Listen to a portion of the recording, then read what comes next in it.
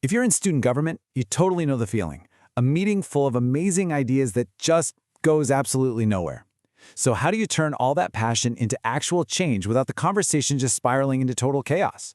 Well, today, we're going to unlock the official toolkit designed to do exactly that, Robert's Rules of Order. Here's the game plan.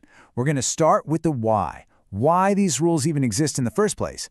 Then we'll dive into the core mechanics, how to introduce an idea, how to shape the conversation, and of course, how to keep your meetings from going off the rails. And finally, we'll wrap it all up by showing how this all connects directly to your role in student government. All right, let's jump right into section 1. Why on earth do meetings need rules? Let's talk about taking your meetings from total chaos to crystal clarity. Seriously, let me ask you this. Have you ever been in one of those meetings where everyone's talking at once? You know, where a truly fantastic idea gets brought up, but then it just gets completely buried under a dozen different side conversations? It's so frustrating, right? And honestly, it's a huge waste of everyone's time and passion. And that is exactly why rules matter so much. A good system, a good set of rules, make sure that every single person gets a chance to speak, not just the loudest people in the room. It actually protects the rights of the minority, so a brilliant idea from a smaller group can't just be ignored or steamrolled. And at the end of the day, it's what allows for truly democratic decisions and keeps the meeting focused and actually moving forward. Now here's the kicker. This isn't just some good suggestion I'm throwing out there. Nope, this is a direct quote from your HESGA Constitution. It's the official, required system for how your meetings are supposed to run. You've actually already agreed to it. Okay, so if these rules are basically the law of the land, how do they actually work? That brings us right into Section 2, the main motion process. This is probably the single most important tool you have for bringing a brand new idea to the table. So what even is a main motion? It's really simple. It's just a formal proposal. It's the official way you stand up and say, hey everyone, I think our group should do this very specific thing. Seriously, every single decision, every event planned, every dollar spent, it all starts its life as a main motion. Let's make this real. Imagine you're part of the talent show commission. You need some money for decorations. You wouldn't just casually say, hey, we need some cash. You'd make a formal motion. You'd say something exactly like this. I move to allocate $50 for the talent show decorations. See how that's specific, it's clear, and it's something the group can actually vote on?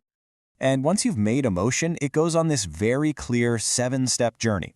First, you make the motion, then someone else has to say second, which just means they think it's an idea worth talking about. After that, the chairperson officially states the motion for the whole group. That opens the floor for debate. Once the debate is over, you vote. And finally, the chair announces the result. It's a super predictable path that takes you from an idea to an actual decision. Okay, on to Section 3, changing the conversation. Because, let's be real, not every idea is perfect right out of the gate. So let's look at the tools you have to tweak and manage emotion once it's already on the floor. So, what happens if you think spending money on the talent show is a great idea, but maybe you think the amount is a little off? You don't have to just vote no and kill the whole thing. You've got another tool in your belt. You can amend the motion. It's a fantastic way to work together to make a good idea even better.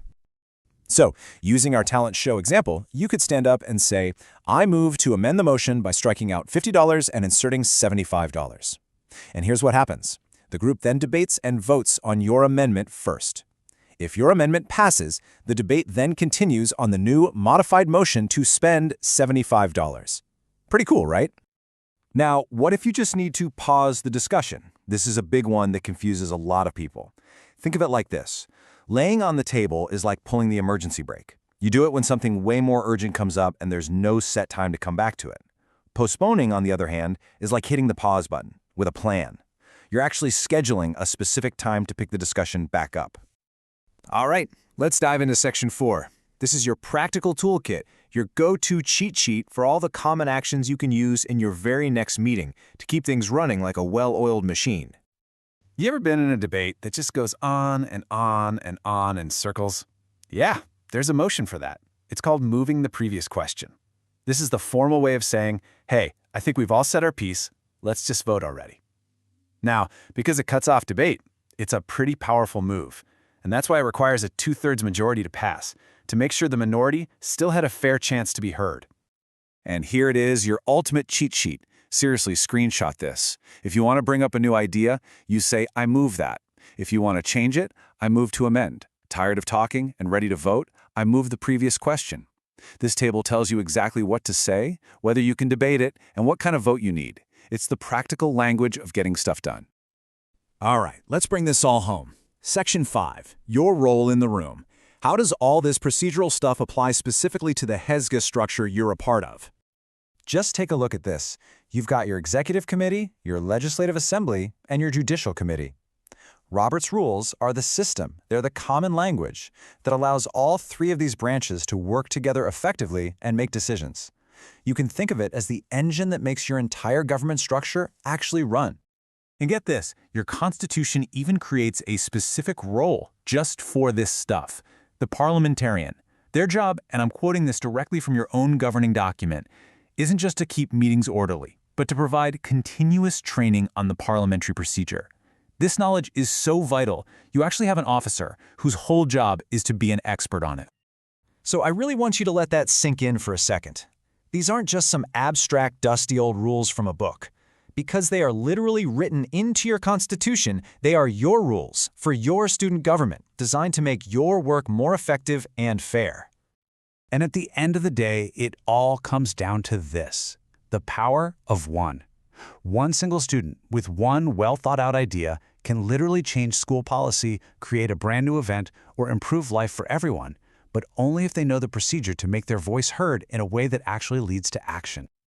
So the single most crucial point is this. Please don't think of these rules as restrictive or boring. Think of them as tools for empowerment. They level the playing field. They are a system designed from the ground up to make sure every single voice has a chance to be heard and every good idea gets a totally fair shot. So there you have it. You have the toolkit, you know the language, you understand the procedure. The only question left is, what change are you going to propose first?